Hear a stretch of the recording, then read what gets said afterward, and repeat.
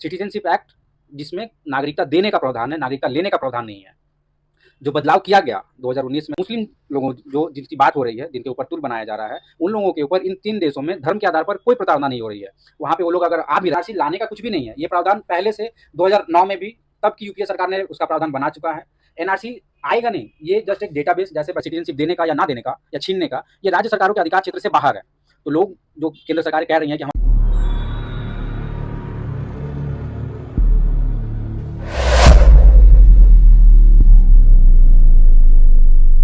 CA के लागू होने के बाद से ही जिन्हें कई वर्षों से सीए का इंतजार था, वो इस कानून के आने के बाद से खुशी मना रहे हैं। तो विपक्षी दल के नेता लगातार विरोध जता रहे हैं। इस वजह से कई आम लोग कंफ्यूजन में हैं, उन्हें समझ नहीं आ रहा है कि सीएए क्या है, एनआरसी क्या है। साथ ही कई लोग ऐसे भी हैं जो सीएए एनआरसी को एक ही समान समझ रहे हैं, जबकि ऐसा है नहीं। और भी कई तरह के सवाल लोगों के मन में उठ रहे हैं। इन तमाम सवालों का जवाब के लिए हम यहाँ पर आए हैं। हमारे साथ इस वक्त रवि शॉ मौजूद है, जो कि एडवोकेट हैं और क्योंकि कानून के जानकार है, तो ये बेहतर समझा सकते हैं कि सीएए क्या है और एनआरसी क्या है और किन लोगों के अधिकार जाएंगे, किन लोगों को अधिकार मिलेगा, क्या है ये पूरा कानून, हम इन्हीं से जानेंगे। रवि जी, स्वागत है आपका हमारे चैनल पे। सबसे पहले तो लोगों को ये बताइए कि सीएए है क्या। जो केंद्रीय गृह मंत्री ने सीएए को लेकर 39 पेज का जो दस्तावेज जारी किया है, उससे थोड़ा आसान शब्दों में अगर आम जनता को आप समझा सकें। सबसे पहले बहुत बहुत धन्यवाद इस इंटरव्यू के लिए। देखिए, सीएए जिसका फुल फॉर्म है सिटीजनशिप अमेंडमेंट एक्ट, वो केंद्र सरकार ने 2019 में पार्लियामेंट के थ्रू पास करवाया। फिर उसके लागू करने के लिए कुछ रूल्स बनाए गए। तो ये जो अमेंडमेंट आया है, सबसे पहले मैं कानून के हिसाब से अगर बताऊं तो अमेंडमेंट किसी एक्ट में तभी आता है जब वो एक्ट ऑलरेडी पार्लियामेंट में पास है।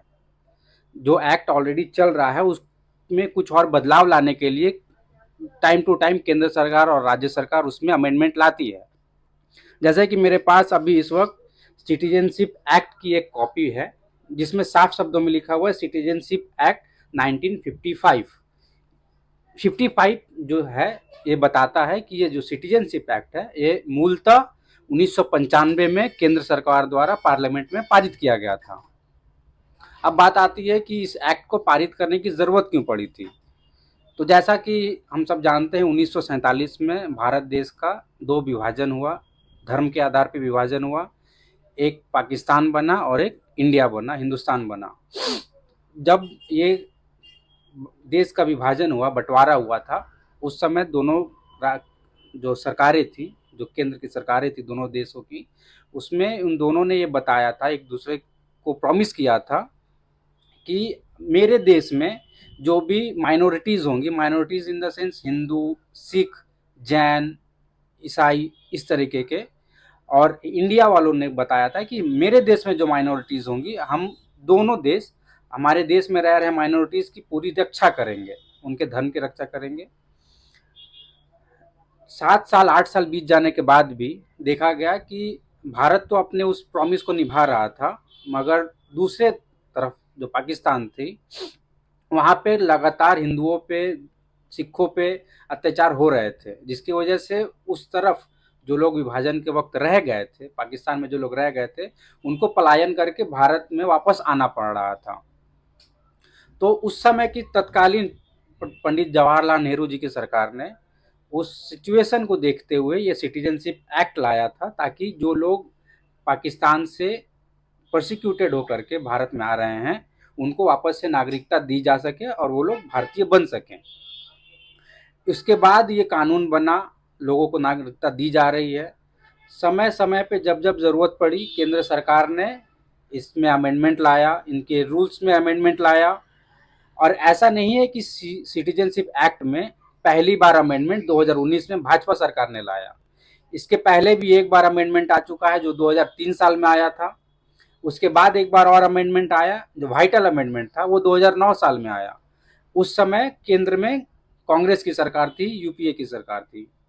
उस समय भी जब ज़रूरत समझ में आया, केंद्र सरकार ने उसमें बदलाव किया, लोगों को नागरिकता देने की कानून बनाया गया और लोगों को नागरिकता दी जा रही है।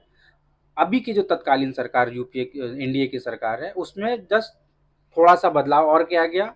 बदलाव ये किया गया कि 2014 तक, अब डेट को ध्यान रखिएगा, 2014 तक जो लोग जो लोग पाकिस्तान से, अफगानिस्तान से और बांग्लादेश से कुछ धर्म, जो स्पेसिफिक धर्म के लोग हैं, उस स्पेसिफिक धर्म में कौन कौन आते हैं?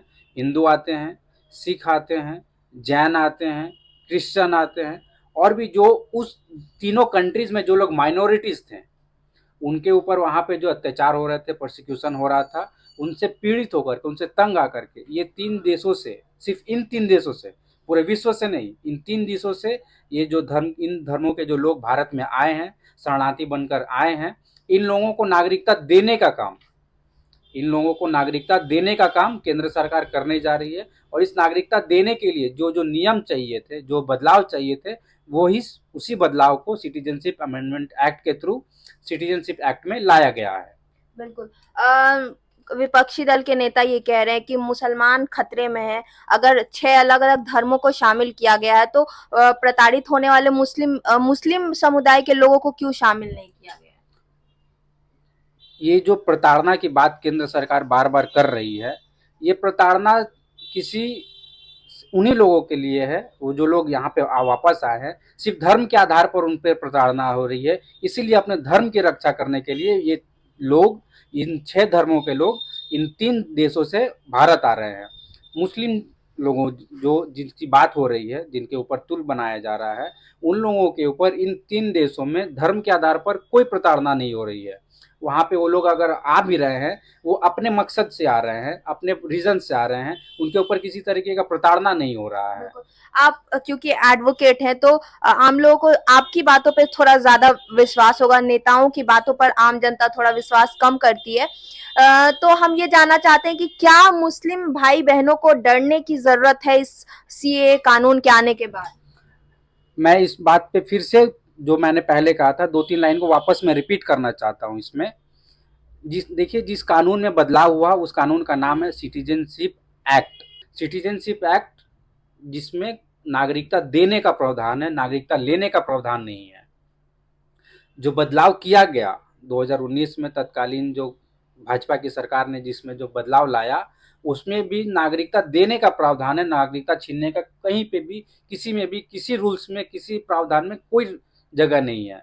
यहाँ पे सिर्फ नागरिकता दी जाएगी उन 6 धर्म के लोगों को जो पाकिस्तान, बांग्लादेश और अफगानिस्तान में धर्म के आधार पर उनके ऊपर अत्याचार हो रहा था। अपने धर्म को बचाने के लिए जो लोग वहाँ से चल करके भारत में शरण लेकर के आए हैं, उनको नागरिकता देने का काम कर रही है। तो मुस्लिम भाइयों से मैं क्लियर कर देना चाहता हूँ कि इस कानून में किसी भी धर्म के लोगों की, मुस्लिम हो, हिंदू हो, सिख हो, ईसाई हो, किसी भी धर्म के लोगों के लिए नागरिकता छीनने का कहीं पे कोई प्रावधान नहीं है। बिल्कुल। जब से सीए आया है, एनआरसी को लेकर भी चर्चाएं तेज हो गई है। आम लोग सीए और एनआरसी के बीच फर्क नहीं समझ पा रहे हैं। कई लोग सीए एनआरसी को सेम समझ रहे हैं। तो आम लोगों को अगर आप आम भाषा में, आसान भाषा में अगर कुछ समझा सके, इन दोनों के बीच फर्क क्या है? सीए सिटीजनशिप देने का कानून है। जो लोग 3 देशों से धर्म के आधार पर प्रताड़ित होकर के भारत में आए हैं, उनको सिटीजनशिप दिया जाएगा, नागरिकता दी जाएगी केंद्र सरकार द्वारा। एनआरसी, फुल फॉर्म जिसका है नेशनल रजिस्टर ऑफ सिटीजन्स, उसमें नागरिकता देने या नागरिकता लेने, छीनने, किसी से कोई मतलब नहीं है।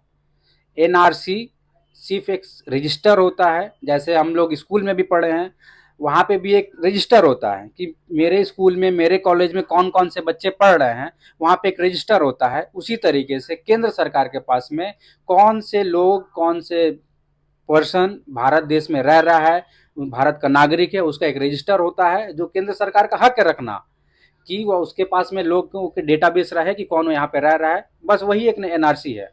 दूसरी बात, एनआरसी को लेकर के फिर से जो लोगों के दिमाग में भ्रम फैलाया जा रहा है कि केंद्र सरकार, भाजपा की केंद्र सरकार फिर से एनआरसी लाने जा रही है, तो ऐसा गलत है। मैं आपको, अगर आप दिखा पाएँ आपके दर्शकों को, केंद्र सरकार, तत्कालीन केंद्र सरकार 2009 में सेक्शन 17, अगर आप जूम कर पाए यहाँ पे फोटो में ऐड कर देंगे, तो 2009 में भी सेक्शन जो सिटीजनशिप रूल्स था उसका सेक्शन 17 में दिखाया गया है रजिस्टर ऑफ सिटीजन्स। तो ये प्रावधान नया नहीं है, ये प्रावधान पहले से मौजूद है। यहाँ पे ऐसा कुछ भी नहीं है कि इनसे मुस्लिम भाइयों को डरना चाहिए, मुझे ऐसा लगता है। एनआरसी से भी डरने की कोई जरूरत नहीं है। ओके। तो क्या आपको क्या लगता है कि सीए लागू हो गया, बहुत जल्द एनआरसी भी आने वाला है क्या? देखिए, एनआरसी आने का कुछ, मैंने पहले भी बताया ना, एनआरसी लाने का कुछ भी नहीं है। ये प्रावधान पहले से 2009 में भी, तब की यूपीए सरकार ने उसका प्रावधान बना चुका है। एनआरसी आएगा नहीं, ये जस्ट एक डेटाबेस, जैसे बच्चे एडमिशन लेते हैं कॉलेज में, स्कूल में, एक रजिस्टर ऑटोमेटिकली बन जाता है, वैसे ही जो लोग भारत देश के नागरिक है, भारत देश का सिटीजन है, उनका एक रजिस्टर ऑलरेडी गवर्नमेंट के पास में बन जाएगा, जैसे जैसे लोगों को नागरिकता दी जाएगी। विपक्षी दल के नेता ये भी आरोप लगा रहे हैं कि यहाँ पे ये जो सीए कानून लागू किया गया है, इसमें संविधान के अनुच्छेद 14 का उल्लंघन किया गया है। इस पे आप क्या कहेंगे? पहले तो समझा दीजिए हमारे दर्शकों की अनुच्छेद 14 कहता क्या है। देखिए, अनुच्छेद 14 जो है राइट टू इक्वालिटी की बात करता है। तो पहले मैं दर्शकों को बता दूं कि राइट टू इक्वालिटी जो फंडामेंटल राइट्स है guaranteed by our constitution of India, वो सिर्फ इंडियन सिटीजन्स को दिया जाता है। कुछ कुछ प्रावधान है जो देश के पूरे धर्म के या फिर बोल लीजिए किसी भी लोगों को मिलता है। तो आर्टिकल 14 जो है राइट टू इक्वालिटी, वो उन लोगों के लिए नहीं है जो दूसरे देशों में प्रताड़ित होकर के आए हैं। यहाँ पे सिटीजनशिप की जो बात हो रही है, यहाँ पे उन लोगों को सिटीजनशिप दिया जा रहा है जो लोग दूसरे देशों में प्रताड़ित हो रहे हैं। यहाँ पे हर किसी को, अगर जो लोग यहाँ पे ऑलरेडी बॉर्न है, जो लोग यहाँ पे रह रहे हैं, उनकी नागरिकता से कुछ लेना देना नहीं है। तो वहाँ पे उन लोगों के साथ में कोई डिफ्रेंशिएशन नहीं हो रहा है। तो मुझे ऐसा नहीं लगता कि आर्टिकल 14 का कोई वायलेशन इस एक्ट के थ्रू किया हो रहा है। अच्छा, कुछ राज्य के जो मुख्यमंत्री हैं वो ये कह रहे हैं कि हम अपने राज्य में सीए लागू होने नहीं देंगे। तो क्या ऐसा पॉसिबल है, मतलब ऐसा संभव है क्या? देखिए, भारत देश का जो सिस्टम है, यहाँ पे डुअल सिटीजनशिप की कोई प्रोविज़न नहीं है। जैसे यूएस में एक स्टेट सिटीजनशिप होता है और एक नेशनल सिटीजनशिप होता है। तो भारत देश में सिंगल सिटीजनशिप है, you are citizen of India. अगर अब जैसे मैं बात करता हूँ इंडिया की, तो that is govern by union of India. और यूनियन ऑफ इंडिया जैसे एक पार्लियामेंट में पास करती है किसी कानून को, तो केंद्र सरकार ने पार्लियामेंट में अगर कोई कानून बनाया है कि किन किन लोगों को सिटीजनशिप दी जाएगी, किन किन लोगों को नहीं दी जाएगी, तो ये जो क्षेत्र है सिटीजनशिप देने का या ना देने का या छीनने का, ये राज्य सरकारों के अधिकार क्षेत्र से बाहर है। तो लोग, जो केंद्र सरकारें कह रही हैं कि हम अपने प्रदेश में इस सिटीजनशिप अमेंडमेंट एक्ट को लागू नहीं होने देंगे, ये बस अपने अपीजमेंट के लिए कर रही है। ये उनका अधिकार क्षेत्र के बाहर है। सिटीजनशिप ग्रांट करने का जो एक्ट पार्लियामेंट में पास हुआ है, उसे वो रोक नहीं सकती है। तो अभी आप सुन रहे थे रवि शॉ को, और हमें उम्मीद है कि आपके सभी सवालों का जवाब मिल गया होगा। और अगर आपके पास कोई कंफ्यूजन है, कि कोई सवाल है, तो आप हमें कमेंट करके भी बता सकते हैं। हम कोशिश करेंगे कि आपके उन सवालों के जवाब भी मिल जाएं। फिलहाल के लिए बस इतना ही। थैंक यू सो मच हमारे साथ जुड़े रहने के लिए।